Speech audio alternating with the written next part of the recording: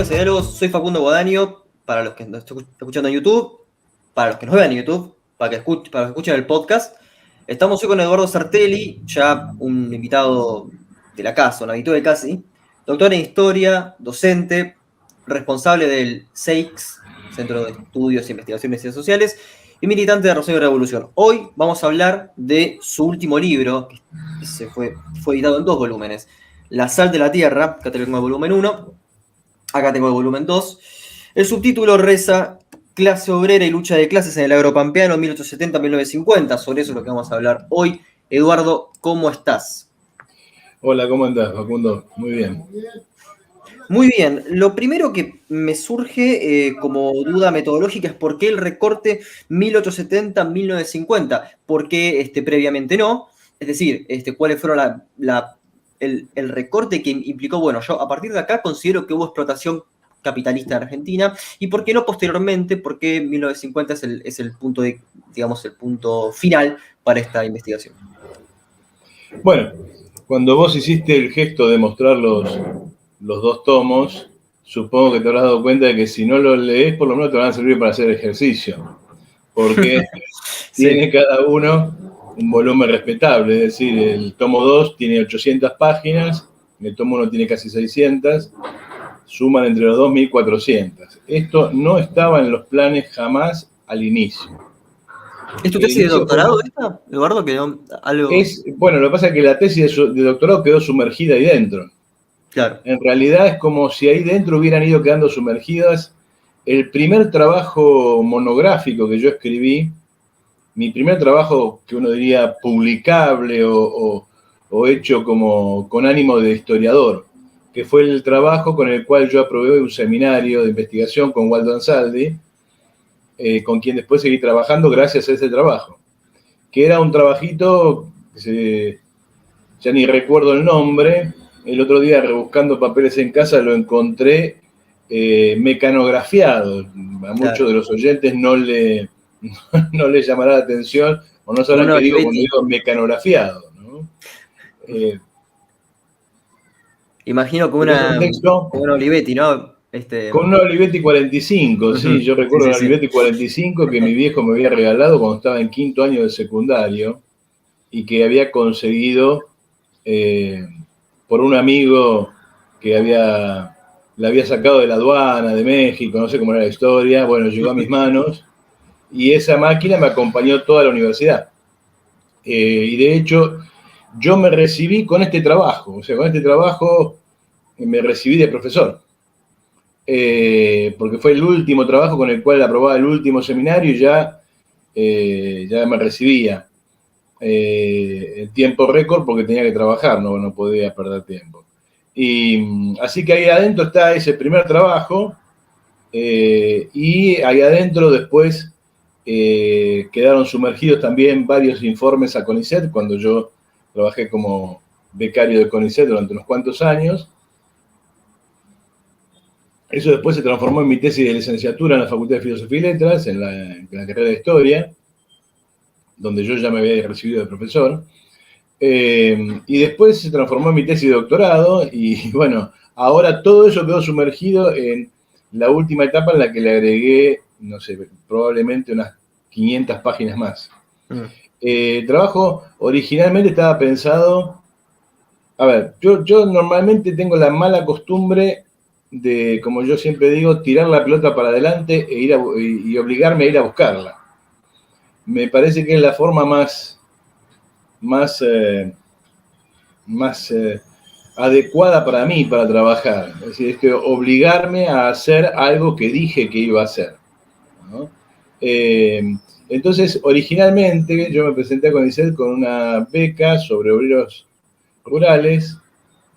En realidad empecé con otros obreros, pero la segunda arrancó con obreros rurales. Y me presenté con la idea de voy a hacer una historia de la clase obrera rural pampeana, de su estructura, de sus acciones y de sus representaciones corporativas.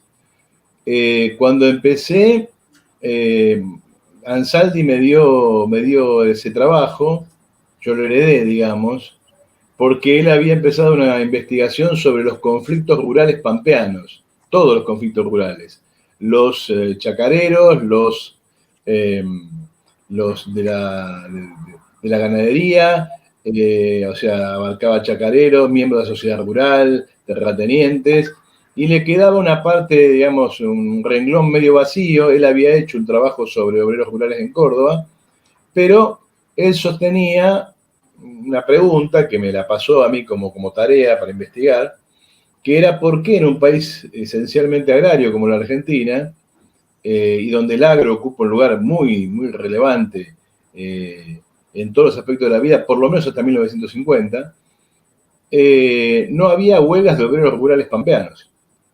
Entonces me pasó esa pregunta.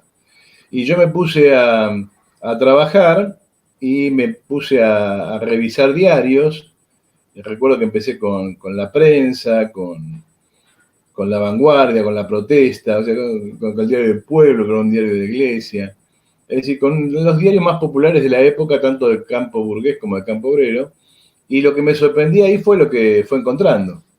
Y fui encontrando decenas de huelgas a principios de siglo, centenares de huelgas entre el 18 y el 22, una huelga gigantesca entre el 27 y el 29, entre el 28 y el 29, pero que arrancaba antes, y después una larga, como lo digo yo allí, guerra de guerrillas entre el 30 y los años 40.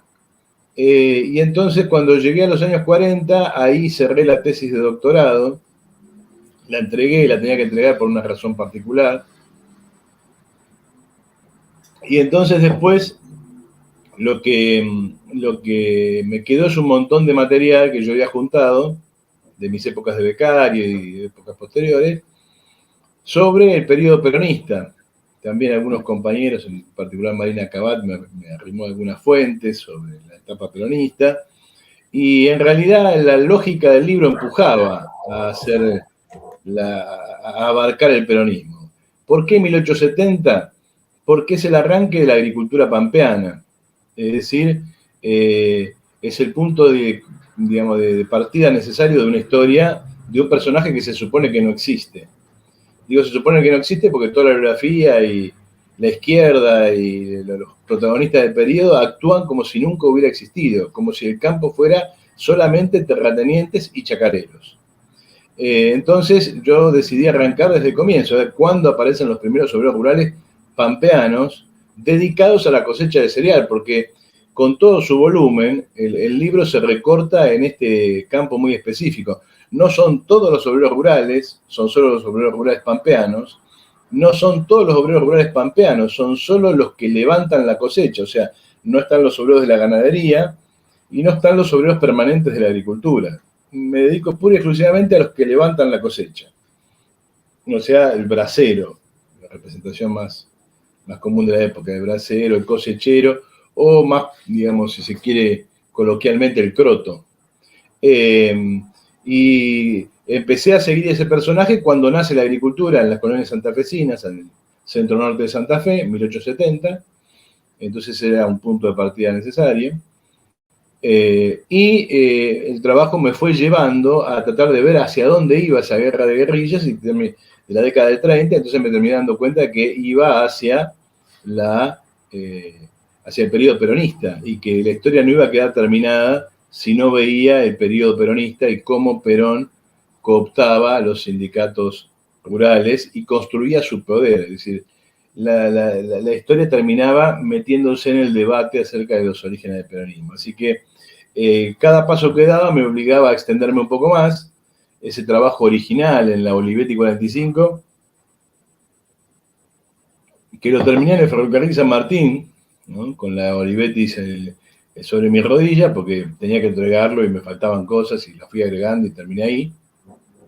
Y ese trabajo ya tenía 50 páginas, la tesis de doctorado ya tenía 200, la tesis de licenciatura tenía más de 200, tenía como 300 páginas, la tesis de doctorado tenía 800 y el libro terminó saliendo con 1400 y lo dejé ahí. La verdad que lo dejé ahí porque ya, digamos, estaba agotado y además me parecía que ahí se cerraba un ciclo y creo que es Borges el que dice que el libro lo abandona uno antes que uno abandone el libro, porque efectivamente ahí está, ya está terminado, no daba para mucho más, yo no daba para mucho más, aunque si hubiera tenido tiempo seguramente hubiera agregado un montón de cosas, pero bueno, esa es la historia es llegar desde los orígenes hasta que el momento en que termina esa historia que quiero contar, que termina en el peronismo. Después empieza otra historia con los obreros rurales, pero esa otra historia ya supongo que habrá otros que tomarán la posta.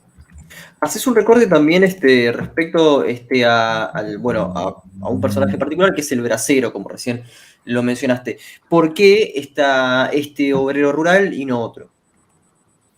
Bueno, como te decía al principio, se supone que este personaje no existe. Se supone que los obreros rurales en La Pampa no existen. Cuando vos escuchás hablar a los chacareros, ellos son los productores pampeanos. No tienen obreros, trabajan con su familia, son gente muy esforzada que se levanta a la mañana y se acuesta cuando hasta el gallo está dormido. Y en el medio solo lo auxilia algún hijo, a lo sumo la esposa, y se acabó. Es la historia de la agricultura familiar. Por lo tanto, ahí no habría obreros. En el peor de los casos se menciona a peones adventicios, o sea, gente que viene de algún lado a hacer la cosecha y a darles una mano. Pero también está ausente obviamente, para sectores más amplios de la burguesía. No vas a encontrar, salvo en momentos de crisis, que en la sociedad rural se preocupe por los obreros rurales. Ahora, fuera del campo, es sorprendente que ni siquiera la memoria del sindicato de los obreros rurales se extienda hacia el pasado. Es decir, recuerdo un texto todavía estaba vivo, el Momo Venegas, escrito en un diario de Necochea, donde cuenta una serie de cosas sobre Necochea y los obreros rurales, y no menciona ni por asomo las huelgas del 18-22, que en Necochea fueron particularmente agudas. No hay registro de la memoria de los obreros rurales tampoco en los partidos que se dicen de izquierda, o sea, el PC no los registra, los anarquistas no los registran, el trotskismo Suriano, menos. a ver, estamos hablando de Suriano, el ejemplo, el de izquierda, el del especial que podía hacer en el libro, ¿cuál era? Camarero, ¿cuál era el...? Camarero, sí, pero Sí. ellos, digamos, de alguna manera, honestamente, más allá de las discusiones, se refieren siempre al movimiento obrero urbano. Lo suyo, si se quiere, es una omisión, ¿no? Pero cuando me refiero a que los anarquistas no lo registran, me refiero a que los propios anarquistas que han protagonizado esa historia no registran la historia que ellos mismos protagonizaron. El PC no registra la historia que él mismo protagonizó. El Partido Socialista menos. Obviamente el trotskismo tuvo muy poca importancia acá, prácticamente nula, pero tampoco los registra. No hay ningún registro por parte de ninguna corriente de izquierda de las grandes huelgas de obreros rurales que hemos visto y que se mencionan en el libro. Además, digamos, de algún lado saqué 1400 páginas, ¿no? Si uno se pone a pensar seriamente, el obrero rural pampeano, este obrero, el bracero, es el personaje que menos presencia en la historia propia del movimiento obrero, la que escribe el movimiento obrero tiene, menos presencia propia en la historia que la izquierda escribe sobre la clase obrera tiene, y sin embargo es probablemente el sector, la fracción de la clase obrera rural más activa, que más huelgas ha protagonizado, que mayores cantidades de lucha ha desarrollado. Yo, por ahí me equivoco, pero no recuerdo otro renglón de la clase obrera que tenga semejante nivel de actividad. Tal vez los estibadores hasta 1930, pero ni por asomo los grandes gremios, ni la UOCRA, ni la UOM, ninguno de ellos ha protagonizado semejante cantidad de luchas. Con lo cual, este olvido pasó a ser mi pregunta principal, porque la pregunta original con Ansaldi era ¿por qué no había huelga de obreros rurales? Y yo esa pregunta la cerré cuando me di cuenta de que, no, sí, hay. Acá tenés centenares. La pregunta es ¿por qué por qué se produce esa ceguera historiográfica y sobre todo esa ceguera política. La ceguera historiográfica es entendible. La Argentina es básicamente un país urbano y lo es desde hace mucho tiempo. Siempre digo lo mismo, es un país que vive a espaldas de su propia riqueza. La riqueza argentina se produce sobre todo en el campo y la masa de la población no tiene idea de eso.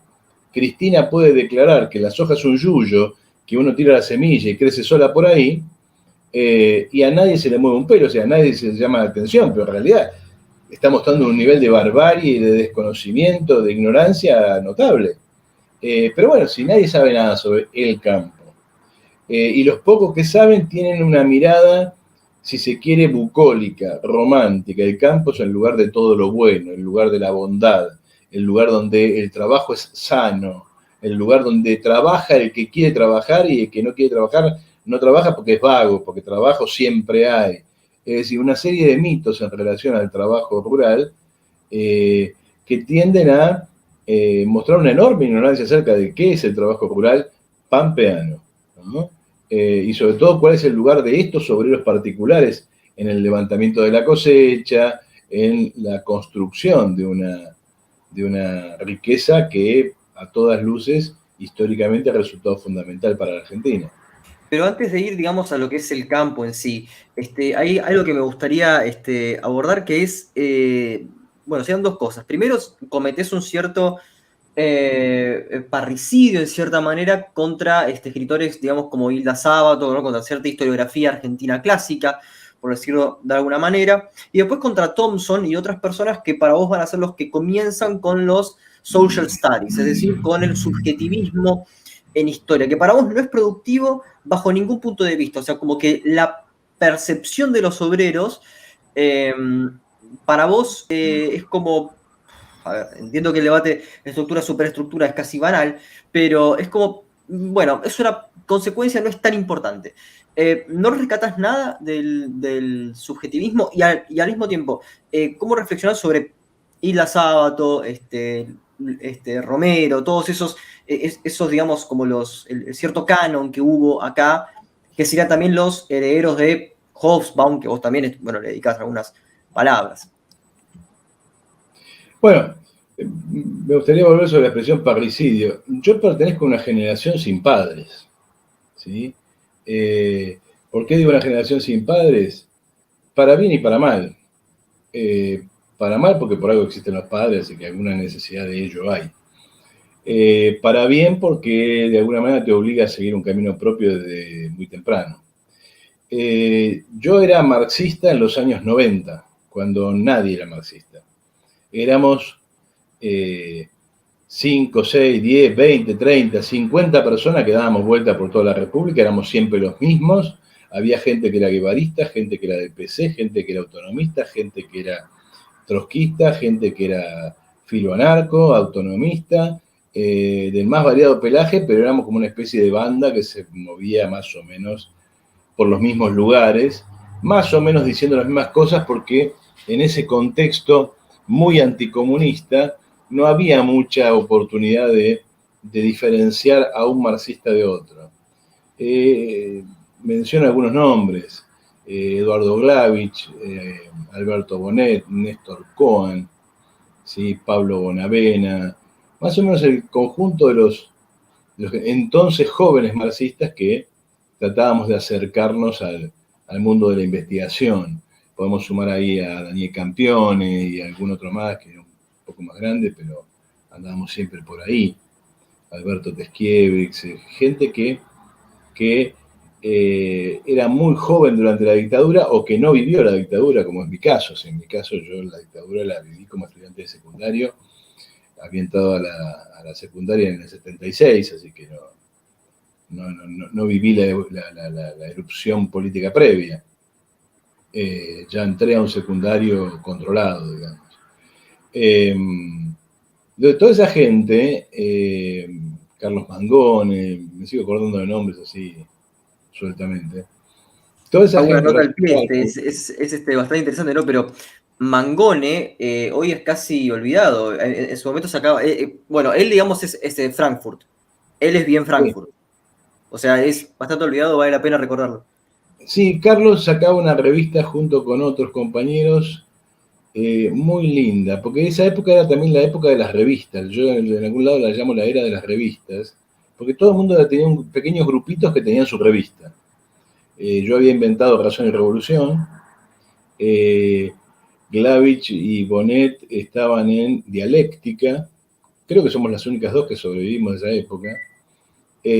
Mangone tenía Causas y Azares, si no me acuerdo. Eh, Campeón estaba con Periferias. Tarcus había sacado Ideas del Sur, creo que se llamaba Ideas del Sur. Eh, y así, era un conjunto de revistas. También había revistas partidarias, es la época en que aparece en Defensa del Marxismo, de Peón. El PTS todavía era muy pequeño para esa época, o por lo menos no estaba tan en este ambiente. Y sí, hay mucha gente que después, digamos, quedó por mitad, que no sé qué anda ahora, digamos, a veces los he cruzado y cosas, ya somos todos gente grande, ya casi jubilados. Pero en esa época era difícil decirse marxista, porque en general los buenos marxistas o habían muerto durante el proceso o se habían ido del país. Y por lo general algunos no volvieron nunca e hicieron otra vida por allí, ¿no? Fuera del país. Alguna vida muy exitosa en términos intelectuales, un tanto Aricó, por ejemplo, lamentable ¿no? en términos políticos, pensemos en Ernesto Laclau. O Aricó, ¿no? Digamos, la labor de editor de Claro. Aricó. Lo que pasa es que Pancho Aricó, claro, es una figura bastante más vieja, digamos, ¿no? Pensemos que Pancho Aricó era joven cuando yo todavía no había nacido.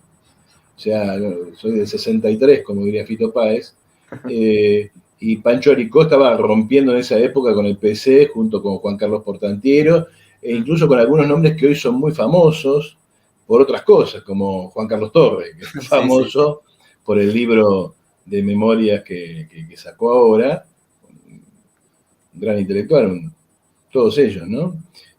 Bueno, algunos se fueron y volvieron socialdemócratas.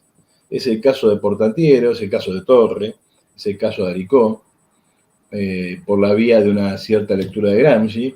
Otros volvieron también socialdemócratas, pero por otro lado, o sea, viniendo más desde el peronismo o desde el maoísmo, tipo Piglia, Sarlo, Sábato. Toda esa gente se fue muy a la izquierda y volvió más bien centro-derecha. A esa gente nosotros no la consideramos, yo por lo menos no la consideré nunca, digamos, padre, ni fundador, ni nada por el estilo. Le reconozco la virtud de haber renovado una universidad, una facultad de filosofía y letras y una carrera de historia muy anquilosada durante el proceso. Me siento orgulloso de haber cursado esa facultad, pero no los considero mis padres ni por asomo. Ni a Luis Alberto Romero, ni a Hilda Sábato, gente con la que yo trabajé, yo formé parte de la cátedra de Hilda Sábato. Tengo unas cuantas cosas que reprocharles en términos académicos y de manejo de la universidad, porque manejaron la universidad como se les dio la gana, y arruinaron muchas carreras. Pero, al margen de eso, uno intelectualmente tiene que reconocerles que hubo una modernización de la carrera y hubo una propuesta historiográfica que, vista en su conjunto, uno puede decir, sí, ayuda a entender la Argentina. No hay duda de eso. Tanto como ayuda a no entenderla, tampoco hay duda de eso. Es decir, la historiografía de Luis Alberto Romero, de Hilda Sábato, es más interesante, aunque es más famoso Luis Alberto Romero, es más interesante Hilda Sábato. Es una historiografía que en algunos aspectos ayuda a entender algunos problemas. Uno entiende mejor el capitalismo argentino y sobre todo del siglo XIX a partir de Capitalismo y Ganadería del Lanar, de Hilda Sábato, ¿no? Un libro que es interesante y lo que tiene más de interesante es lo que tiene más de marxista, ¿no? Mirá cómo son las cosas, Hilda alguna vez me comentó que hizo ese libro gracias a la generosidad de Ernesto Laclau, que estaba estudiando la inmigración irlandesa, los sábatos son de origen irlandés, y de ahí salió ese libro, que a mí me parece que es probablemente el libro más interesante de toda esa generación, de todo ese grupo, digamos, ¿no? los trabajos de Luis Alberto Romero no me merecen la misma opinión. Y en general uno puede creer, digamos, señalar cosas negativas de ese tipo de trabajos. Sobre todo formaron parte de la destrucción del concepto de clase. Y por lo tanto yo en el libro me ocupo con bastante detalle de cuestionarlos. Entonces, esa gente, padre no. Nuestros padres murieron antes de que nosotros llegáramos a la adolescencia, digamos. Y entonces ser marxista en los 90 y tener más o menos 20 y pico, casi 30, o 30 y monedas, 30 y poquitos, era, digamos, navegar en aguas solitarias. Uno se la tenía que arreglar como podía y entender las cosas como podía. Hay algunos intelectuales que provienen de etapas anteriores y que siempre, digamos, funcionaron como gente que de alguna manera, digamos, orientaba, ayudaba a entender, te hacía progresar, en el sentido de que te mostraba caminos.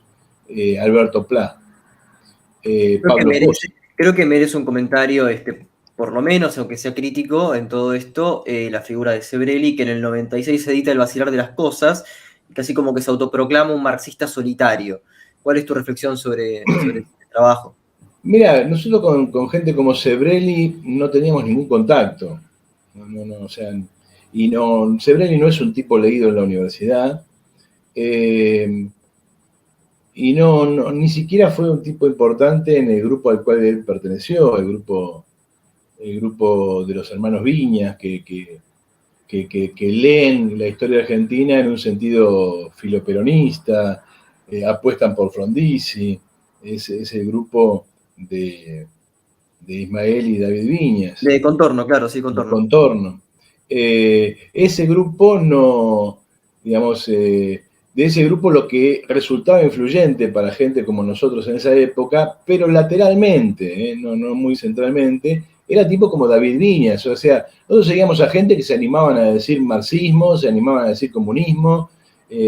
Vos pensás que Eduardo Glavich y Alberto Bonetti y Néstor Cohen en su momento le ponen a su revista dialéctica, una palabra bastante difícil de asumir en esa época, y de hecho tienen un primer momento de fama inesperada porque sacaron un número dedicado a la gente que había participado en un congreso de filosofía durante la dictadura, de gente que todavía era docente de filosofía y letras, y los amenazaron con sanciones y todo ese tipo de cosas.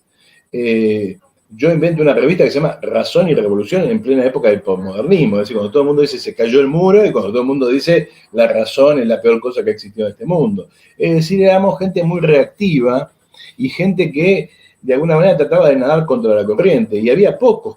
Pero justamente Sebrelli en este libro, Eduardo, reivindica a Marx y a Hegel, justamente se reivindica Sí, pero no es un tipo que tuviera contacto con nosotros, ni lo leíamos, no quiero asumir un nosotros que tal vez excede, pero yo no recuerdo a Sebrelli dando vuelta por la cabeza de ninguna de la gente que te he mencionado. De hecho, cualquiera de nosotros probablemente consideraría a Sebrelli un pensador menor, ¿no? Un repetidor de cosas ya conocidas. Yo había leído de Sebrelli algún libro que me interesó, tipo Tercer Mundo, Mito Burgués, es muy antiperonista, con lo cual a mí siempre me cayó simpático, pero me pareció siempre un personaje más bien superficial, que además después adoptó una perspectiva política en la cual ese marxismo, digamos, que se pretende lukácsiano, en última instancia terminaba siendo una especie de saludo al liberalismo antiperonista, al liberalismo gorila. Pero ya te digo, más allá de las virtudes o defectos que uno le pueda encontrar, no era un tipo que tenía que ver con nosotros, no formaba parte de ese movimiento, era una cosa completamente aparte.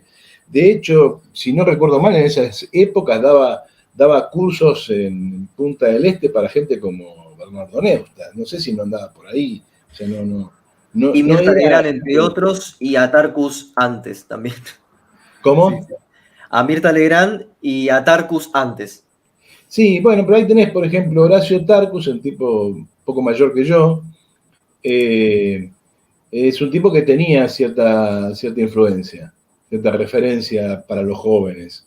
Te decía Alberto Pla, Pablo Pozzi, por ahí, digamos, con más, con un poco más de pertinencia en términos de la profesión, o sea, que eran historiadores, Nicolás Íñigo Carrera, Beba y Beatriz Balbé, Miguel Murmis, pero Miguel Murmis ya estaba más en otro lado, ¿no? Pero sí, Beba y Beatriz Balbé, la gente de Sixo, digamos, o gente como Lito Marín, también, aunque estaba políticamente en otro lado, Inés Izaguirre, gente que de alguna manera le ayudaba a uno a pensar problemas desde un ángulo claramente marxista, o por lo menos definidamente marxista. Pienso, por ejemplo, aparece mucho más tardíamente y no mucho más lateralmente, su influencia es más actual, ¿no? Pero, por ejemplo, Juan Íñigo Carrera, digamos, mucho después, cuando uno ya era un intelectual más adulto, ¿no? Y actuó como referencia para otra gente, no para nosotros en esa época. Lo mismo que Rolando Astarita y otros, no eran referencia para nosotros en esa época, para lo que yo pienso que es un nosotros, ¿no? Para la gente que anduvo en Creación de Revolución, seguro que no, ¿no? Volviendo a la pregunta original, o sea, vos habías hecho básicamente bueno, en el trabajo destruís a Thompson y decís básicamente que con él surge el posmodernismo y lo mismo pasa en la llamada nueva izquierda. Quisiera saber si recuperás, yo entiendo acá como una especie de paralelismo o en realidad a una analogía entre lo que denominás posmodernismo e interpretativismo, es decir, una idea interpretativista de las relaciones sociales. ¿Vos le quitás importancia al interpretativismo / subjetivismo o crees que es complementario para un análisis clasista? Mira, yo no, ahí voy a disentir con vos, yo no creo destruir a Thompson. Es una figura que a mí me cae muy simpática, ¿no? Pero creo que hay varios Thompson y que Thompson nunca definió claramente una posición teórica coherente. Fue más, y tal vez por eso me causaba a mí mucha simpatía, más un patotero que un teórico. Es decir, alguien que era capaz de decir una serie de cosas sin digamos, andar midiéndose. Era alguien que hablaba a viva voz, ¿no? Y además como historiador es un tipo absolutamente notable. Edward Thompson es uno de esos historiadores que uno quisiera ser. Si vos me preguntaras a mí como historiador, y te digo que Thompson, seguro, Pierre Vilar, esos historiadores que marcan la profesión y que demuestran que hay una sensibilidad propia del historiador, que no está ni en el sociólogo, ni en el economista, ni en el antropólogo. Hay una cosa que el historiador tiene con el tiempo, que es muy particular. Y yo creo que Thompson en ese sentido es notable. No solamente su obra histórica, digamos, el famoso debate que mantiene con Perry Anderson, que en realidad no tiene mucho de debate, porque Perry Anderson dice una serie de cosas en respuesta a una larga serie de críticas de Thompson, donde Thompson demuestra que cómo razona un historiador y cómo razona alguien que, digamos, tiene demasiado gusto por las analogías, como Perry Anderson. Yo lo que cuestiono de Thompson es esa vacilación que lo lleva desde el individualismo metodológico hasta un marxismo medianamente aceptable. Por eso yo señalo que de todos los Thompson que hay, yo me quedo con uno, con el Thompson que de alguna manera limpia, ordena, organiza una filósofa canadiense que se llama Ellen Maxine Wood, cuya obra es notable y que vale la pena visitar sistemáticamente.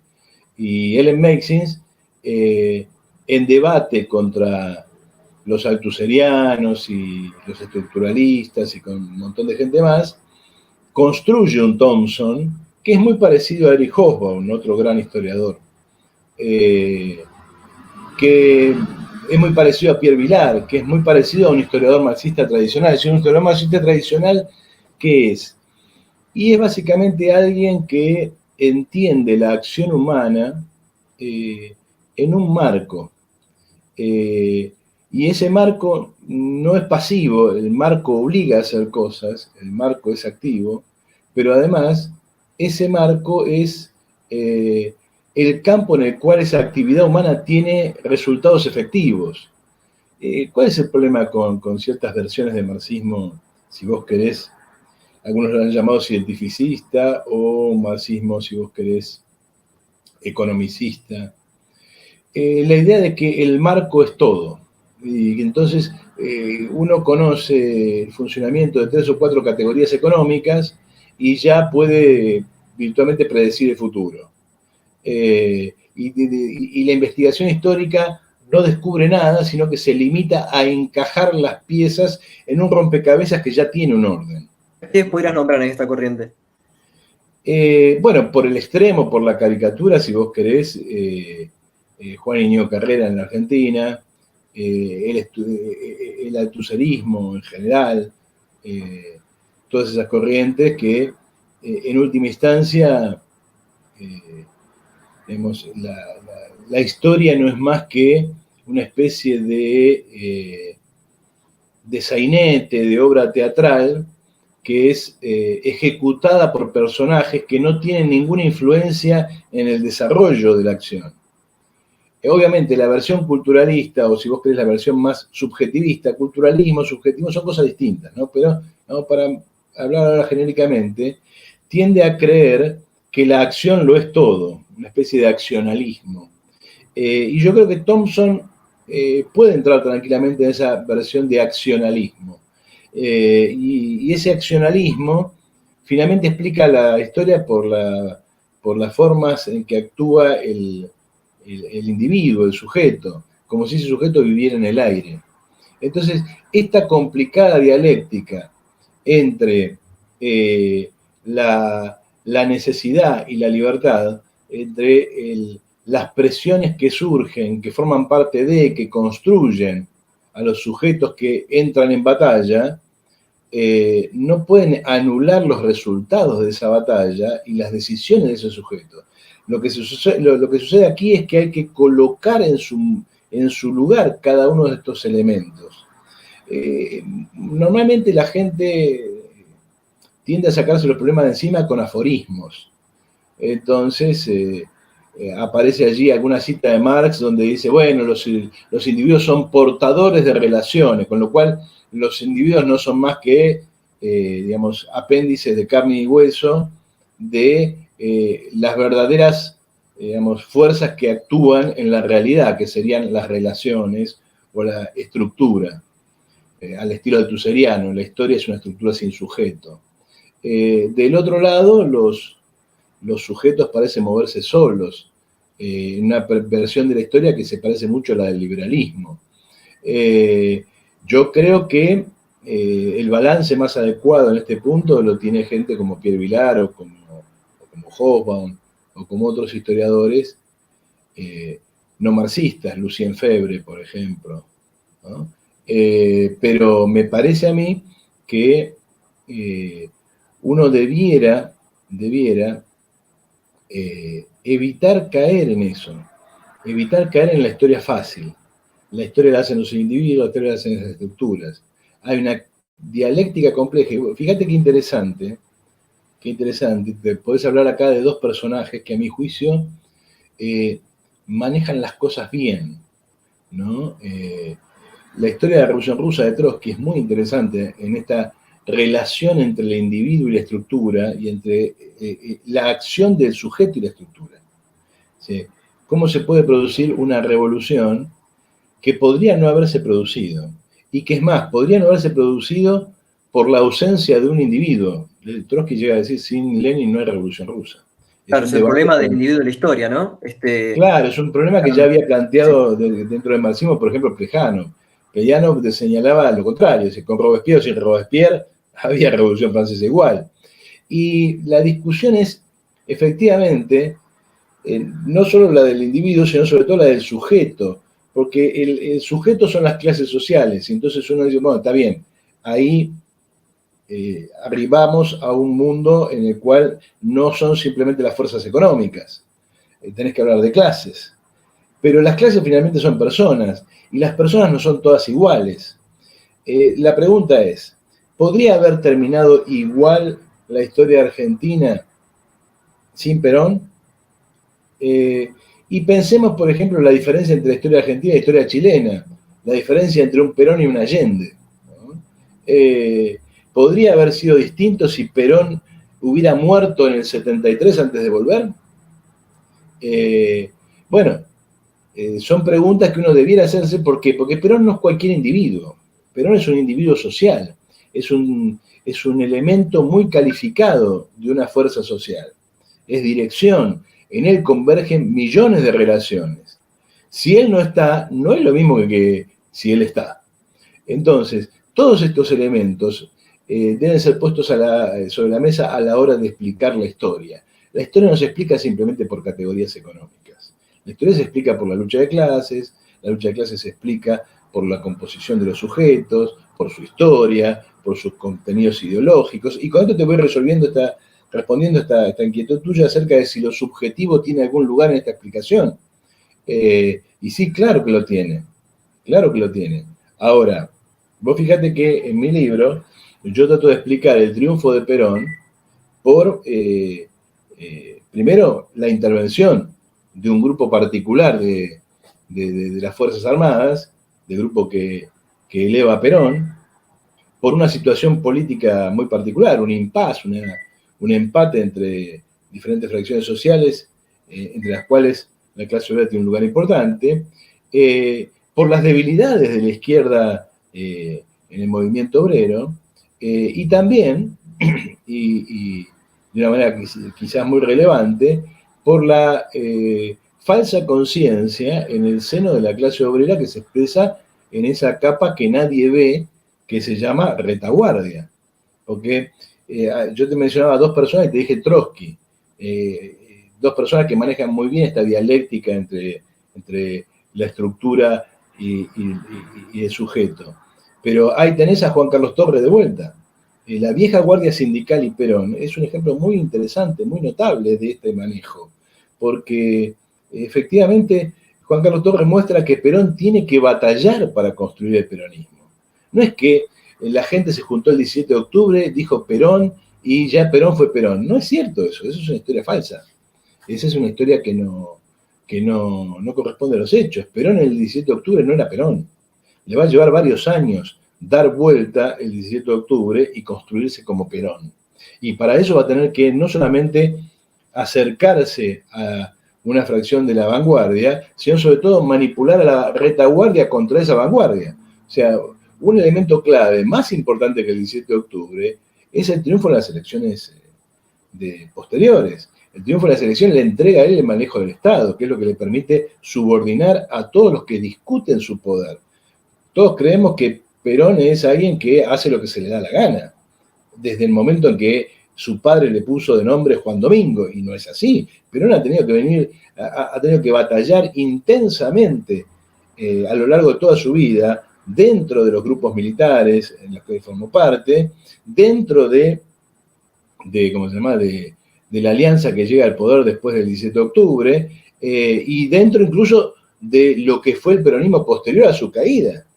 Si no, ¿cómo se explica Bandor? ¿Cómo se explica las batallas internas? ¿Cómo se explica su apología de la juventud maravillosa, por un lado? Y por otro lado, ¿cómo se explica que los trate de imberbes y estúpidos, se los eche de la plaza y construya la AAA para matarlos? Sí, creo que me vas a matar vos a mí con la cita que voy a hacer, pero digamos que una buena síntesis lo tienen dos libros, por lo menos de divulgación, creo. El 45 de Félix Luna y los trabajos de Gambini muestran, por ejemplo, cuando Perón disuelve el Partido Laborista, una de esas tantas batallas que Perón libra y bueno, sale airoso de eso, pero bueno, simplemente nombrando esos dos autores.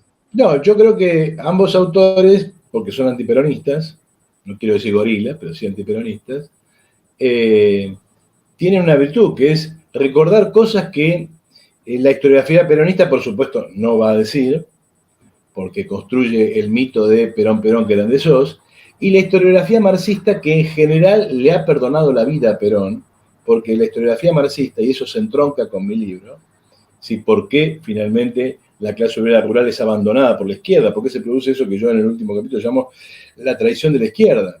Porque la izquierda argentina, postperonista, está marcada por el 17 de octubre. Marcada por el 17 de octubre quiere decir, siente que la pifió, que se equivocó, que estuvo en el bando equivocado, lo cual es parcialmente cierto, y siente que las masas se han ido con el peronismo y que la única forma de acercarse a las masas es de alguna manera perdonarle la vida al peronismo, someterse a Perón en diferentes grados. Eso lo vemos todavía hoy. Digamos, buena parte de la izquierda, si no toda, tiene cierta reticencia a criticar a Cristina. Y entonces está siempre con Macri en la punta de la lengua y a lo sumo con Alberto Fernández, pero a Cristina es más difícil que la critiquen. Con esta idea de que, bueno, finalmente las masas peronistas, hoy las masas kirchneristas, son las que de alguna manera en algún momento van a girar a la izquierda y por lo tanto no hay que ofenderlas, hay que estar cerca de ellas. Esto yo lo he llamado en algún otro lado el síndrome del 17 de octubre. Obviamente los autores antiperonistas no tienen ese síndrome en la cabeza y pueden hablar con cierta libertad de Perón y recordar el aspecto fascistoide de Perón. O sea, Perón era filofascista en términos ideológicos, es decir, no ocultaba a nadie, y cuando uno escucha sus ideas, lee sus ideas, digamos, no hay mucha diferencia entre él y Mussolini. Es más, cuando llega al gobierno hace cosas que no son demasiado diferentes del fascismo clásico, la persecución de la oposición, la regimentación ideológica, etcétera, etcétera, algo que está muy bien narrado, muy bien contado y con mucho detalle sobre la base de fuentes inéditas en el libro Perón Leaks de Marina Kabak. Invitamos obviamente a ver el programa, porque Marina estuvo en este programa, así que invitamos a quienes estén viendo por YouTube, escuchando por Spotify esto, lo invitamos a ver ese capítulo. Pero vamos a operacionalizar conceptos, que es lo que haces realmente muy bien, al hablar de la estructura de la producción cerealera. ¿Qué hablamos cuando hablamos de burguesía en el campo argentino? ¿De qué hablamos cuando hablamos de la burguesía en el agro? Cito página 751, aparecen tres figuras: el semiproletariado, la pequeña burguesía y la burguesía. ¿Por qué estas tres figuras consideras que son importantes para darle entidad a la burguesía del agro? En realidad, digamos, si vos te pones a pensar, no hay todavía un buen análisis sociográfico del agro pampeano en el largo plazo. Es decir, hay muchos estudios particulares, sobre todo de la mano de esa historiografía, si vos querés, ligada a Aguila Sábato y compañía, muchos estudios de empresas o de comerciantes o de personajes particulares.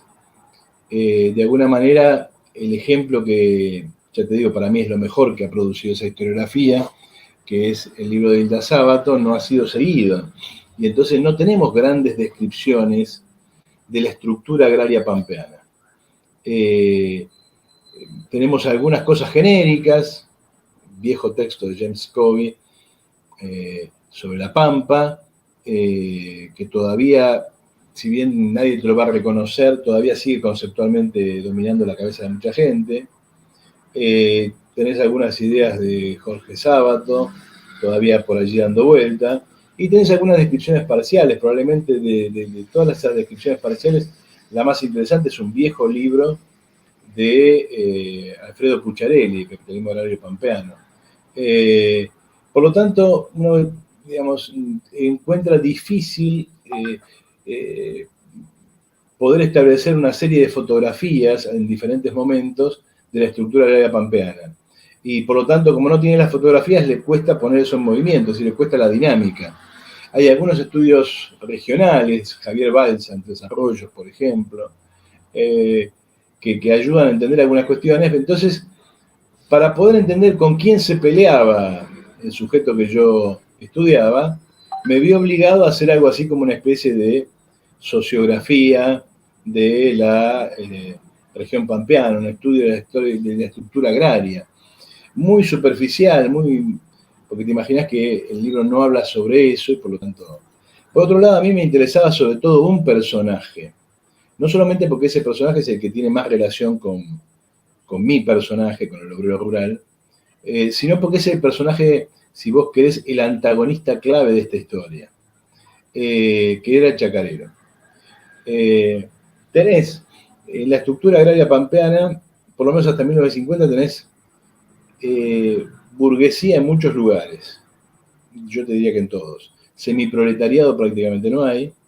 Pequeña burguesía pobre, es decir, el pequeño burgués que trabaja con su familia, que no puede acumular y que está al borde de la expropiación, digamos, tal cual lo cuenta la leyenda de Alcorta, de eso tenés muy poco.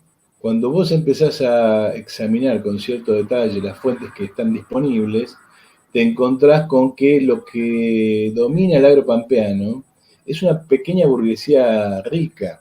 Cuando me refiero a pequeña burguesía rica, me refiero a alguien que es un productor familiar que depende exclusivamente, no exclusivamente, pero sí mayoritariamente de fuerza de trabajo asalariada. A eso me refiero cuando hablo de pequeña burguesía. Por eso yo hago una serie de cálculos en los que trato de demostrar que en realidad el agro pampeano y el chacarero pampeano, incluso el más chico, el de 100 hectáreas, 200 hectáreas, es como mínimo un pequeño burgués explotador, es decir, un pequeño burgués que no puede sobrevivir si no realiza el grueso de las tareas con personal asalariado. Yo hice una cuenta, una estimación genérica, el chacarero más chico del agro pampeano, el de 100 hectáreas, no podría sobrevivir si no contratara personal asalariado para producir por lo menos casi la mitad de la producción, del valor que produce una chacra. Eso significa que para ese productor la presencia del obrero rural es imprescindible. No, lo que quiere decir es que no hay agricultura sin relaciones capitalistas.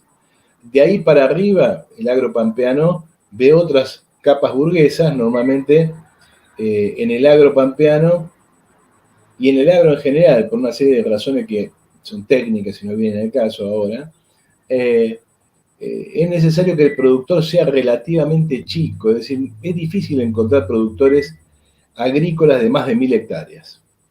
El común son 300 a 500 y de 200 hay muchísimos.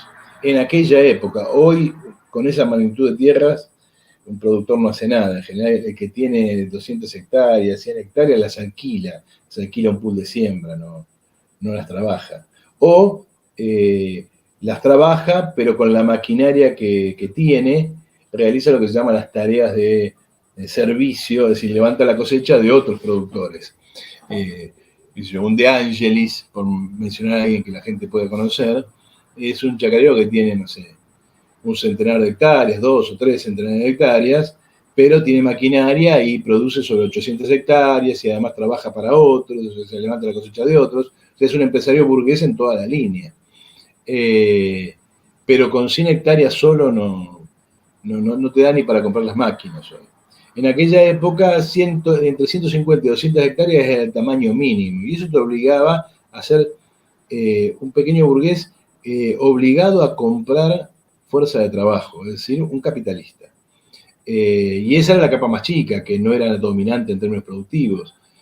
Por lo tanto, lo que yo pongo ahí sobre la mesa es que en realidad lo que llamamos chacarero es en realidad una alianza entre una burguesía agraria pequeña y mediana, pero burguesía, es decir, no trabaja directamente en la producción, vive del trabajo asalariado, y una pequeña burguesía siempre al borde de ser expropiada en cada crisis. Y entonces cuando uno ve la historia de la Federación Agraria, ve el entronamiento de Piacenza, por ejemplo, un personaje muy particular que proviene del socialismo, que después se hace abiertamente fascista, y que domina la Federación Agraria durante toda su vida, hasta que se muere, desde los 20 hasta que se muere, allá cerca de los 40, lo que ves es que la Federación Agraria representa a los burgueses agrarios, es decir, a los chacareros medios, y que utiliza la ideología del pobre campesino expropiado como mecanismo de dominación. y ese llanto chacarero es típico, o sea, vos lo escuchás con el tema del tractorazo y escuchás lo mismo, pareciera que nunca ganan plata, siempre trabajan a pérdida, y uno dice, bueno, ¿cómo sobrevive esta gente que siempre trabaja a pérdida? Bueno, no trabajan a pérdida, no es cierto, son buenos burgueses y explotan fuerza de trabajo asalariada. Eso no quiere decir que algunos, sobre todo los más pobres, no tengan que trabajar ellos mismos parcialmente o que no tengan que ejercer la dirección de sus empresas. Pero no es lo mismo trabajar de la dirección de trabajo asalariado que trabajar de asalariado o trabajar como hacer las mismas tareas que hace un asalariado. Claro, sí, Cuando en ese alguien... sentido, a ver, interrumpo para decir esto. Por ejemplo, un sojero que efectivamente, a ver, que puede tener su plantación y que puede trabajarla, pero también puede tener puede emplear, por supuesto, mano de obra, o sea, también ingresa en esa característica, pero no sé si sería justamente en términos, digamos, de competencia, en términos de magnitud, de las personas que se sumarían al tractorazo. No creo que pertenezca a la misma burguesía este sojero del que estoy hablando, que trabaja la tierra y al mismo tiempo tiene mano de obra contratada, ¿no? Mira, en general hoy, sojeros que trabajan en la tierra, si encontrás alguno me avisás. De esa gente, del viejo chacarero pampeano no queda, del viejo chacarero de 100 hectáreas, de esa gente no tenés. Y los que protagonizaron el tractorazo son básicamente, sí, chacareros.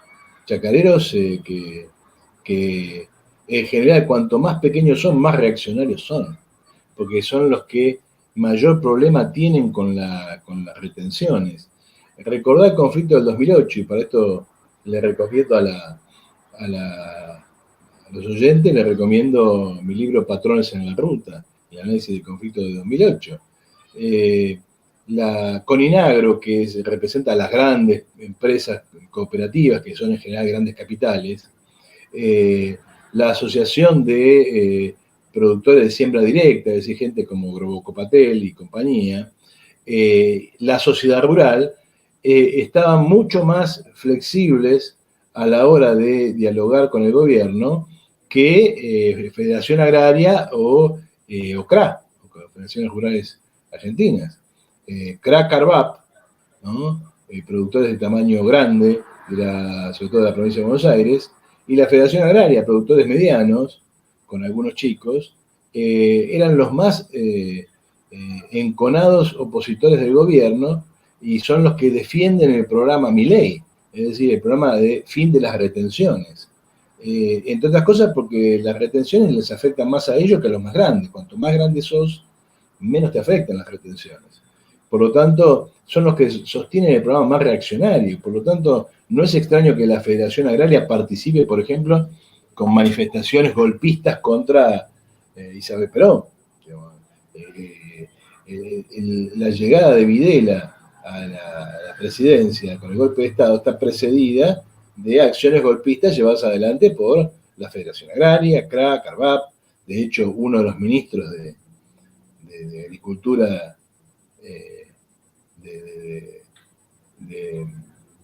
del proceso sale de ahí, de ese proceso de lucha de este tipo de organizaciones. Después, la Federación Agraria, cuando ve que el propio proceso se apropia de más renta todavía que el que se apropia del peronismo, se da vuelta y sobre el final del proceso saca chapa de luchadora progresista, pero eso no es cierto. La Federación Agraria siempre fue una organización reaccionaria.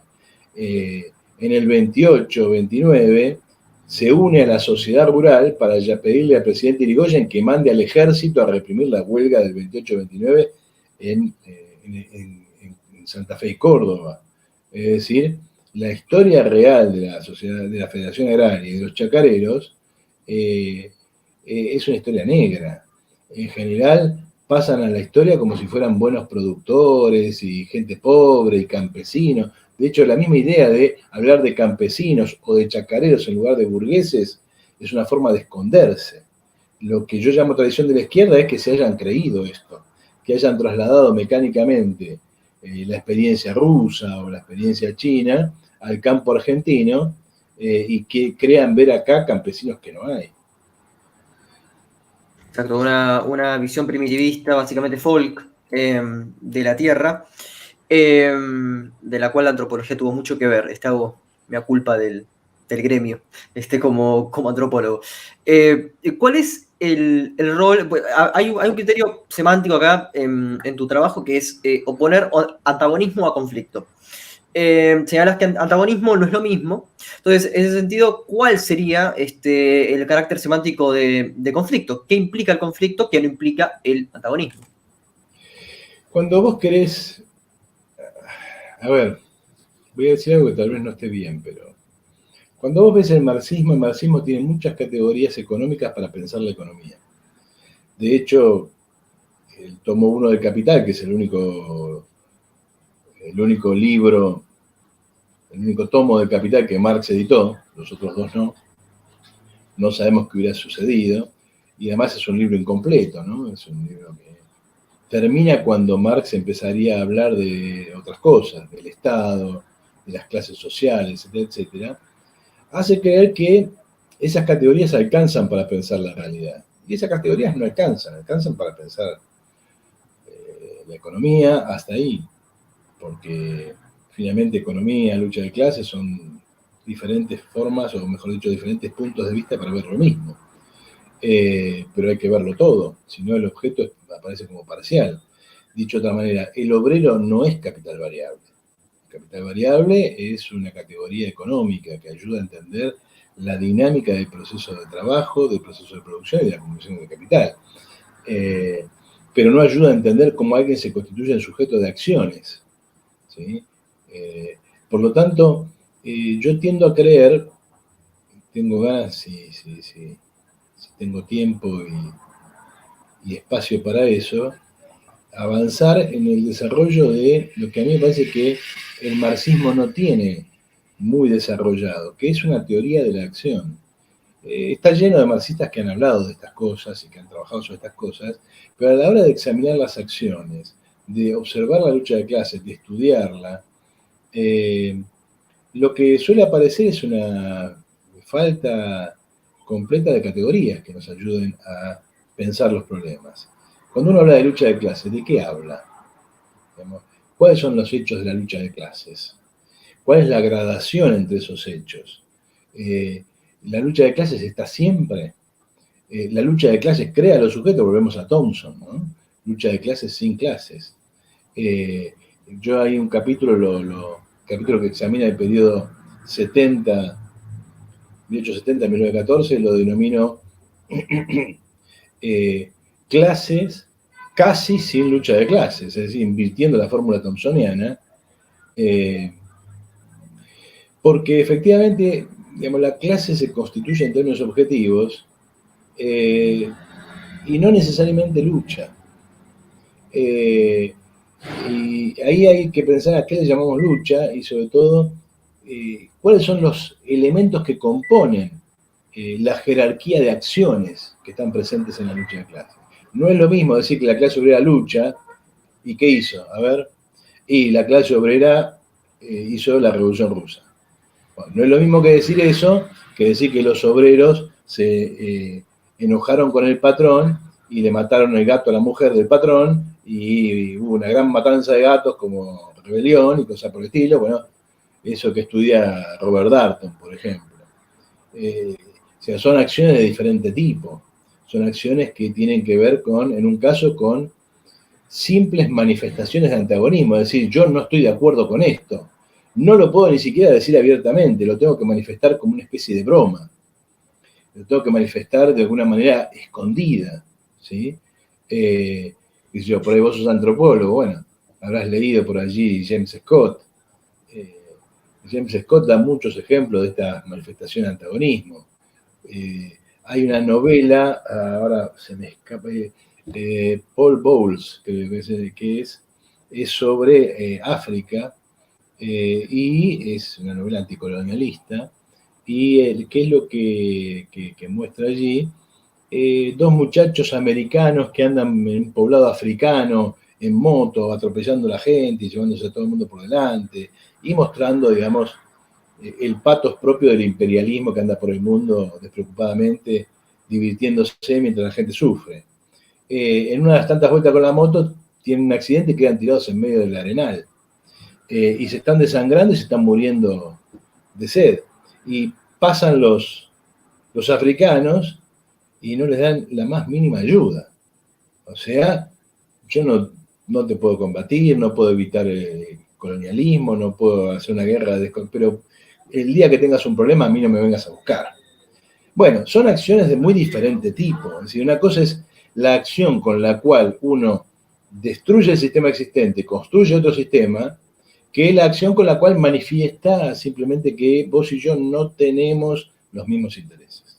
Entonces, entre las manifestaciones de antagonismo y la revolución hay todo un degradé de formas de acción, la huelga parcial, la huelga general, el boicot, ¿cómo se llama? El motín, las huelgas generales, las insurrecciones, la guerrilla, el terrorismo. Hay un montón de formas de acción que son subordinadas o no, se complementan o no, pero que indudablemente tienen diferentes jerarquías. Yo en el libro trato de mostrar esa jerarquía y lo digo ¿para qué? Para mostrar que los obreros pampeanos no simplemente manifestaron antagonismo, simplemente, le dieron una trompada al patrón, como cito yo allí un cuento de un dirigente anarquista, probablemente el último dirigente anarquista importante de un sindicato que se definía como anarquista, en la comarcal de Entre Ríos, en la comarcal de Diamante, Ángel Borda. Ángel Borda tiene un poema que dice, hoy le he pegado al patrón. Bueno, sí, el tipo se calentó, le metió un sopapo, el tipo se sintió mejor, se sintió más hombre y cosas por el estilo, pero eso no elimina la explotación.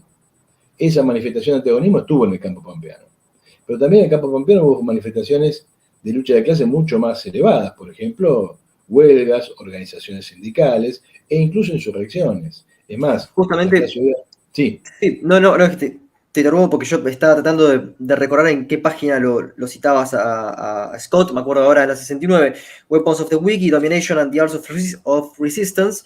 Y bueno, también tienes The Moral Economy of the Peasant, bueno, ahí lo destrozas a Scott por subjetivista, y de hecho por cierto abordaje casi como excesivamente empirista, ¿no? Como que como antropólogo va a ver las cosas ahí y lo que no se ve no puede, o sea, es como que no puede desarrollar una teoría de lo que no se ve. Esa sería la crítica a... Yo creo que Scott, digamos, con lo interesante que puede hacer, me parece que más que empirista o subjetivista es psicologista. O sea, tiene una perspectiva de la conciencia muy de psicólogo más que de sociólogo. Es decir, la conciencia de clase no es simplemente la forma en la que la gente piensa o siente. Es la forma en que la gente actúa y son las instituciones con las cuales actúa. ¿Dónde está la conciencia de la clase obrera? Y si vas a la calle Azopardo te vas a encontrar con el edificio de la CGT. Eso es la conciencia obrera. Si vas a Ayacucho y Perón te vas a encontrar con el local del Partido Obrero. Eso es conciencia obrera. Es decir, la conciencia obrera es mucho más que formas de pensar o reflexiones sobre la conciencia.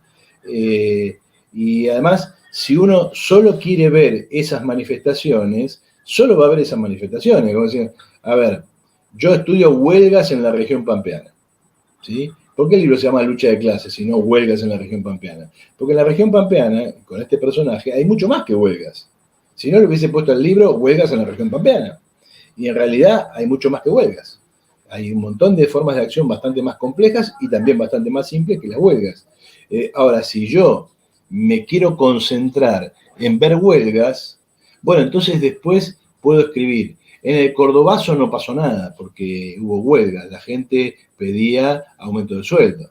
Está bien, pero si vos durante el Cordobazo solamente ves al obrero en la fábrica, no lo ves en la calle, no lo ves a los cascotazos, no lo ves en el rosariazo, no lo ves en los movimientos de masas, en las insurrecciones, lógicamente que vas a concluir lo que fuiste a buscar. Fuiste a buscar huelgas que sacás como conclusión de la conciencia de la clase obrera. Corporativismo. Es decir, la clase obrera hace huelgas.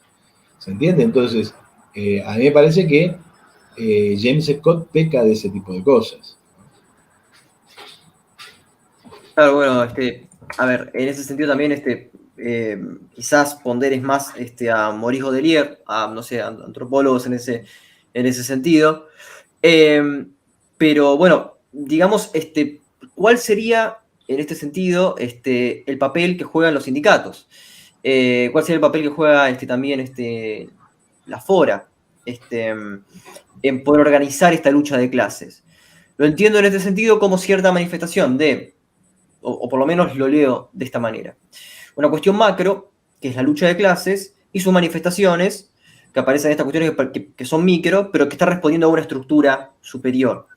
¿Qué papel jugaría en este caso estas agrupaciones dentro de esta lucha de clases? Estas agrupaciones condensan un estado de la conciencia de fracciones enteras. Es decir, la conciencia de clase, cuando uno habla de la conciencia de clase de la clase obrera, tiene que recordar que en una época dada no hay una conciencia de clase, hay conciencias. Es decir, la clase obrera siempre tiene múltiples conciencias. Incluso en la época en la cual la clase obrera argentina se inclinaba masivamente por reformar el sistema y vivir un poquito mejor en el capitalismo, es decir, incluso en el momento que la clase obrera es más peronista y más conservadora, si se quiere, hay fracciones de la clase obrera cuya conciencia expresa otra cosa, expresa la necesidad de superar el sistema. Por lo tanto, siempre conviven formas de conciencia. Cuando vos mencionás a la FORA habría que decir, sobre todo en el periodo más álgido, 18-22, en esa época son dos, la del noveno congreso, la sindicalista, que es una alianza de fracciones ideológicas. En la FORA 9 convergen anarquistas disidentes, sindicalistas revolucionarios, socialistas y comunistas, dominadas por el sindicalismo revolucionario. La otra FORA, la del quinto congreso, es la anarquista pura. Expresan y condensan dos formas de conciencia distintas. Una, donde tiende a predominar la conciencia reformista, aunque una conciencia reformista muy ficcionada por el fenómeno de la revolución en el periodo. Es decir, hay que entender el impacto de la revolución rusa en la Argentina en esa etapa para darse cuenta que cuando hablamos de reformismo en la FORA 9, estamos hablando de algo bastante más audaz de lo que uno piensa cuando habla de reformismo. Es decir, la FORA 9 está bastante más allá de Juan B. Justo. Entre otras cosas porque incluye en su interior a anarquistas y a socialistas internacionales, es decir, a los futuros PC. ¿Consideras básicamente, o sea, consideras como payasesco, creo que es el mote que utilizás para Palacios, ¿no? Para los socialistas independientes. No, cuando me refiero a socialistas independientes, socialistas internacionalistas, no sé si dije independientes. No, yo me estaba refiriendo a... Lo que pasa es que, digamos, uno puede respetar a Juan B. Justo, es un reformista, digamos, cercano al fabianismo, cercano a Jean Jaurès, cercano a esa línea, digamos, ¿no? Reformismo ilustrado, si vos querés. Más liberal que cualquier otra cosa, ¿no? Después tenés personajes que han realizado, digamos, alguna tarea dentro de la historia del socialismo y que, digamos, de alguna manera son como freerunners, ¿no? Tipos que corren por la suya.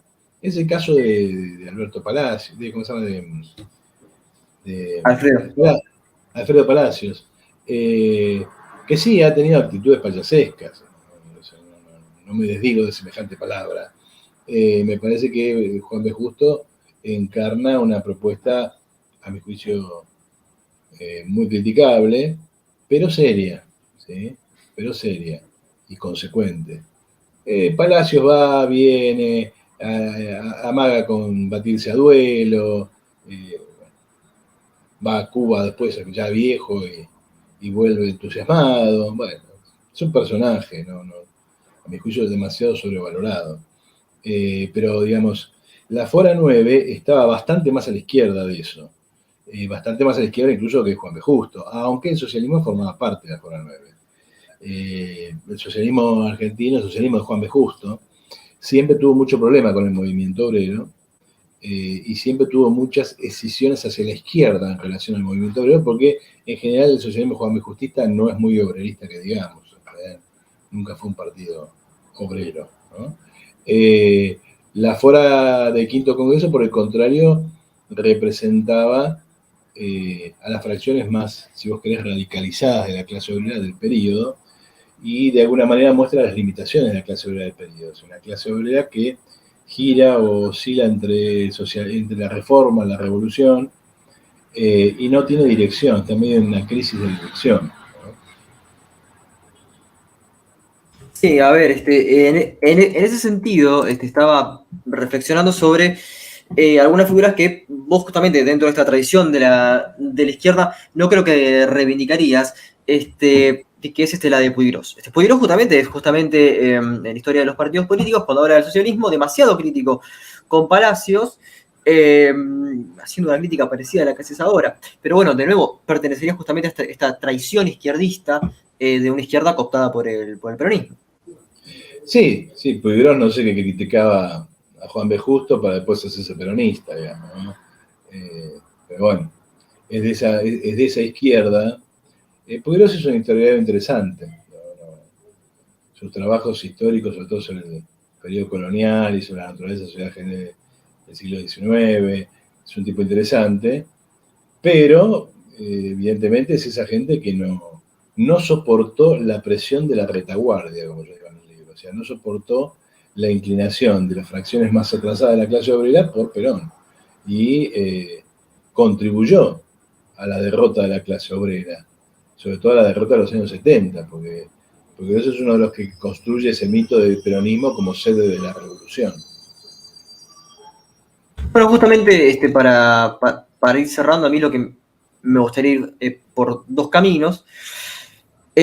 Uno es un poco viejo, quizás muchos, bueno, no sé, los habituales del programa, si lo recordarán o no, que es el programa de Santucho, del cual vos sos muy crítico, por un lado, que considero que lo enmarcas dentro de esta derrota de la clase obrera, pero crees que tiene esta cierta claridad dentro de la lucha de clases, y otro que es más ayornado, que vos considerás que no tiene, digamos, la sapiencia para poder leer la actualidad, que es Grabois. Es decir, la expropiación graboisiana, no sé, la expropiación de Grabois para vos es atraso y no es algo hacia el futuro. Me gustaría analizar estas dos personas, el programa de Santucho y el programa de Grabois, porque consideras que uno contribuyó para la derrota de la izquierda y otro que es retrógrado en el 2022.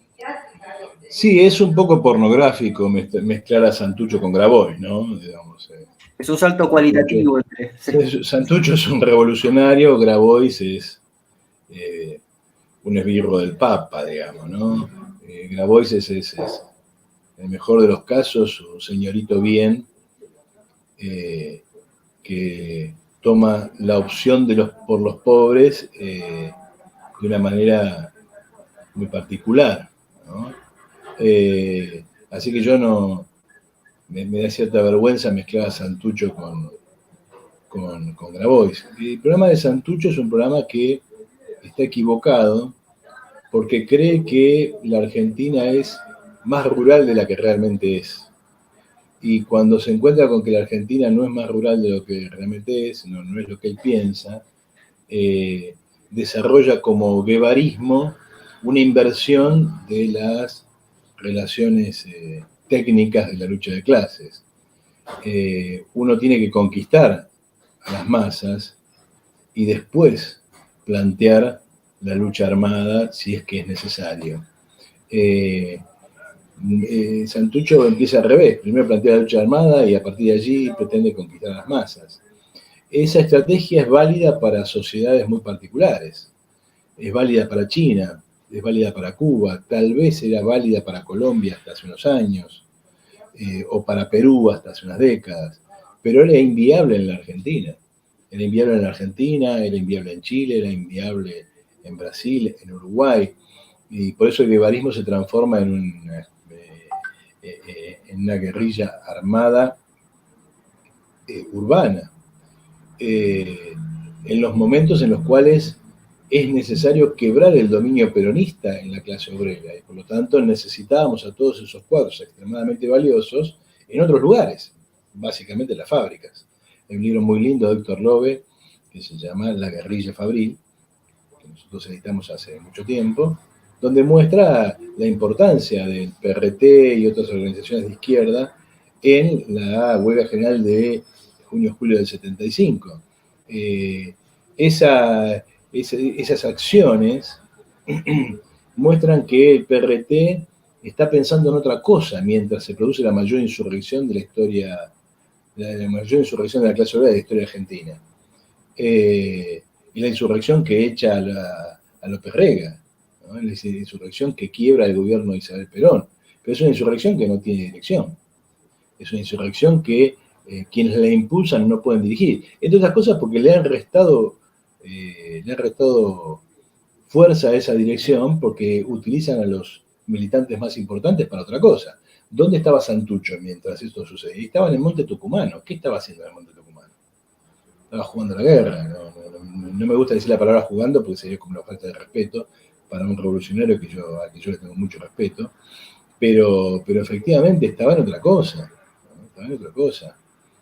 O sea, sería entonces un error de lectura de Santucho. Es un error de lectura y es un error estratégico. Es un error estratégico llevado adelante por un error de lectura. Sí, está muy claro eso. El caso de Grabois es muy diferente. El caso de Grabois es simplemente el puntero del Papa, no es mucho más que eso. Es quien gestiona en el terreno el aparato político que arma la Iglesia para darse una base de poder en el seno de la clase obrera. Esto no es nuevo, la Iglesia está presente desde hace mucho tiempo en los sindicatos y está presente hace mucho tiempo en la clase obrera desocupada. De hecho, el movimiento de fábricas recuperadas era en mayor medida parte dirigido por la Iglesia.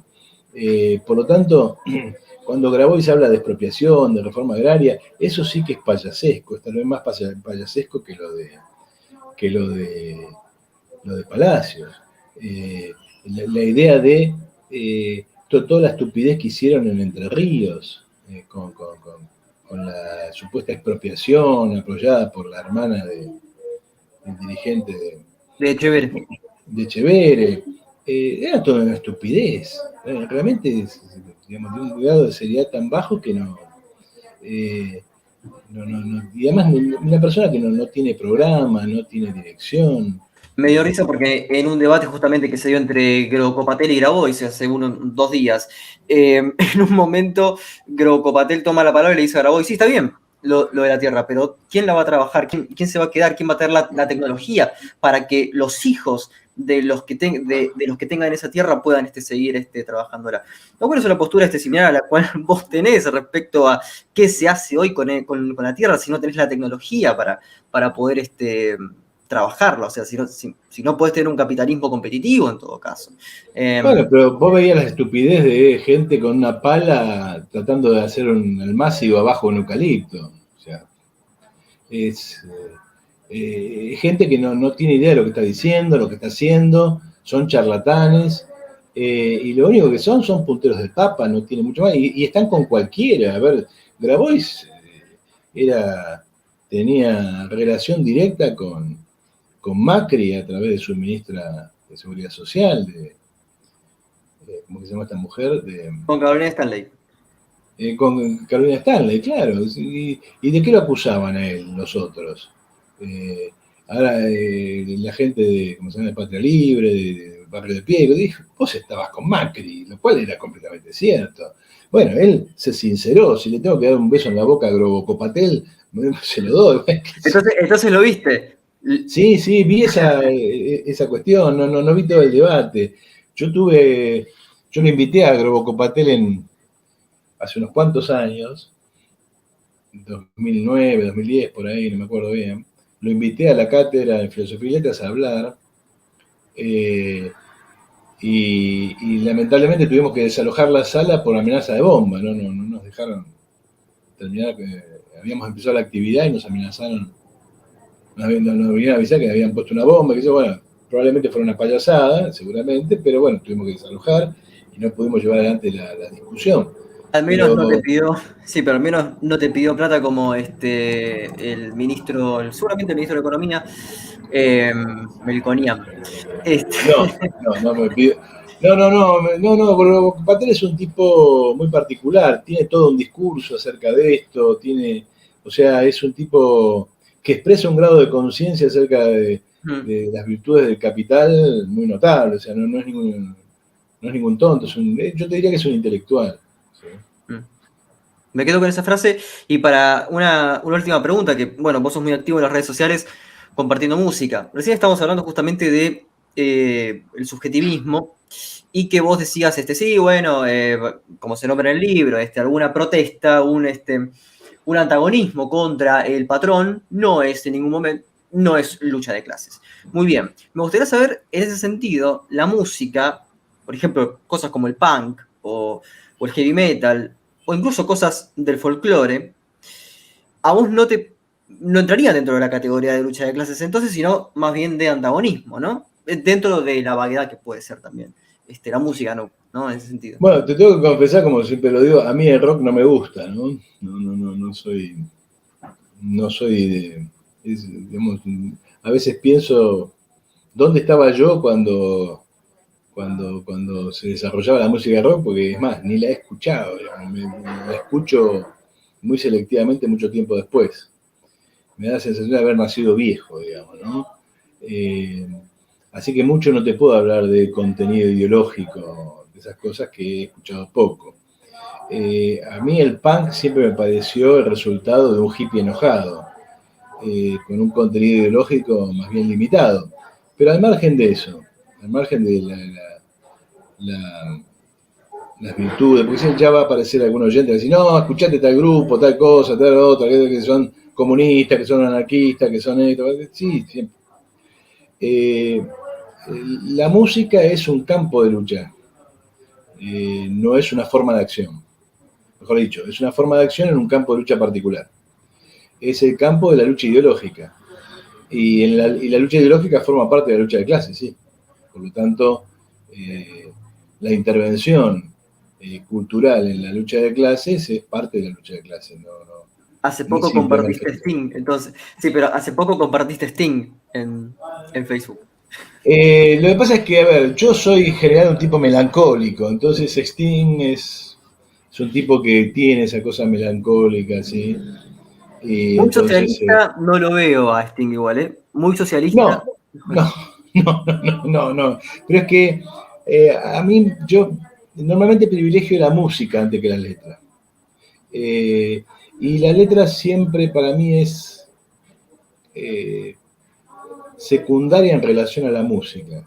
Yo con la música tengo una relación, supongo que todo el mundo debe tener la misma, no quiero ser particular en ese punto, pero tengo una relación, si se quiere, previa a la conciencia. Yo siempre siento la música, no la pienso demasiado. Cuando la pienso es porque me interesa el fenómeno ideológico y ahí me transformo en un historiador. Pero cuando la escucho, digamos, la siento. Por ahí hay cosas que me entusiasman porque encajan muy bien con todo, con el fenómeno total. Es decir, a mí Beethoven me apasiona porque, bueno, porque siento esa música particularmente y además porque es música revolucionaria. Pero, qué sé yo, uno pone John Dowland y lo escucha todo el día y es un señor con un laúd allá por el Renacimiento y no tiene nada que ver con la experiencia de uno, ni tiene nada que ver con el socialismo ni con la lucha de clases, pero digamos tiene que ver con otros aspectos de la experiencia humana, contrariamente a lo que mucha gente cree. Los socialistas seguimos siendo humanos, es decir, seguimos teniendo miedo, siguiendo temor, seguimos teniendo el temor por la muerte, por la desaparición, por la vejez, por la pérdida de los seres queridos, por todo lo que siente cualquier ser humano. La única diferencia es que a esas cosas, cuando pensamos la solución, le ponemos la palabra socialismo.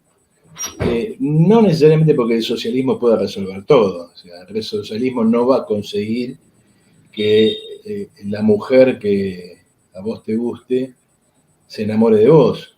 Digo la mujer porque, bueno, en mi caso yo me identifico, como se diría ahora, por ese lado. El socialismo no va a hacer que la mujer que vos querés se enamore de vos. Tampoco va a hacer que no te mueras. Te vas a morir tarde o temprano. Tampoco va a hacer que te enfermes, va a evitar que te enfermes. Pero sí va a hacer que todas esas cosas puedan ser parte de tu experiencia y parte de tu experiencia, de una experiencia posible que te permita encarar esas cosas de la mejor manera posible. O sea, una cosa es que la persona que vos querés no se enamore de vos porque no le gusta tu carácter, y otra cosa muy distinta es que forma parte de los prejuicios sociales, cómo estás vestido, qué clase perteneces, cosas por el Claro. estilo, ¿no? Lo mismo con la enfermedad. Y probablemente la gente se va a seguir enfermando y se va a seguir muriendo, eso es inevitable, pero probablemente no se muera de estupideces, no se muera de enfermedades tontas, no se muera de causas evitables y viva mucho más tiempo. Por lo Recuerdo tanto, esa frase tan icónica tuya en el debate con el liberalismo, representado por Kachanovsky y López Murphy, el brasileño bolsonarista, en el cual vos decías, sí, ustedes son responsables de, bueno, a ver, lo ejemplifico, de esto, que era una lapicera. Y se quedaban con el coso particular. Y dices, pero ¿dónde yo trabajo? No, soy responsable del sistema. Bueno, en fin, se entiende eso con la metáfora. Eduardo, sé que estás corto de tiempo, la verdad que te agradezco, para mí fue un placer, pero no te quiero dejar ir sin dos recomendaciones. Una, para los que están en YouTube y en Spotify, un libro. Y para los que están solo en Spotify, que ahí tenemos los derechos para poder hacerlo, una canción. Volvemos a recomendar canciones en diálogos, pero solo para los que están en Spotify. ¿vos crees que yo recomiendo un libro y una canción? Sí, exactamente, sí, sí. Multifacético. Mirá, digamos, últimamente si tuviera que recomendar un libro para entender algunos problemas de la Argentina actual, recomendaría el que está en boca de todos, porque además lo estoy leyendo con mucha fruición, ¿no? El de Juan Carlos Torre, Una temporada en el quinto piso. Si quisiera recomendar algo para pensar la sociedad futura, recomendaría Los desposeídos de Úrsula Le Guin, ¿no? Y si quisiera recomendar una buena novela para entender el agotamiento de lo viejo, yo volvería a recomendar El Quijote otra vez, que me parece una experiencia literaria superlativa. Sobre canciones, digamos, seguramente no sé si les va a gustar a nuestros oyentes lo que les recomiende. Uno siempre está muy pegado a lo que está escuchando, ¿sí? Muy pegado a lo que está escuchando.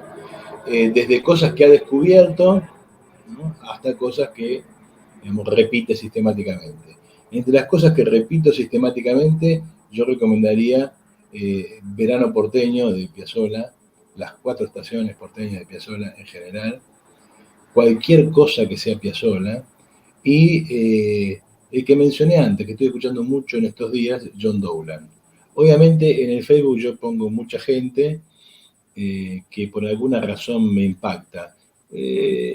Dolores O'Riordan, gente que yo no escuché en su momento y que estoy escuchando ahora, Cranberries.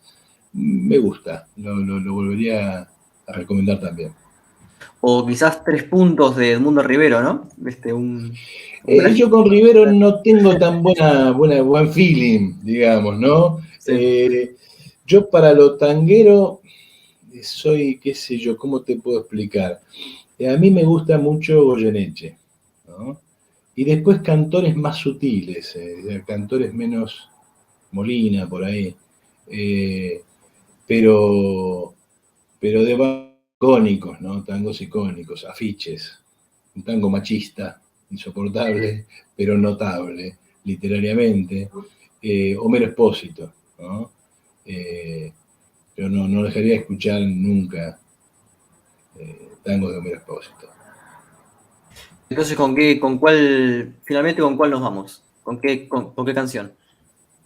No estaría mal, digamos, volver ya que te gustó Sting en los últimos días, ¿no? Entonces, alguna de Sting, Roxanne, o alguna de esas, no estaría mal. Vamos con Synchronicity. No sé si. Dale. Dale, buenísimo. Bueno, Eduardo, muchísimas gracias, de nuevo un placer. Para mí una conversación bastante típica, no sueles hablar de estos temas, más técnicos, más metodológicos, y bueno, esperamos contar con vos de nuevo. Sabemos que, bueno, por unos meses, algunas cuestiones, vas a estar un poco ausente, pero bueno, esperemos que poder contar con vos prontamente. Muchas gracias por la invitación y bueno, cuando quieran y se pueda, porque hemos tenido bastantes problemas para poder armar esto, les pido disculpas por las idas y vueltas, pero bueno, estamos en una situación particular. Bueno, cuando quieran y podamos, otra vez, me avisan y lo hacemos. Soy Facundo Guadaño, nos encontramos en otro episodio de Diálogos.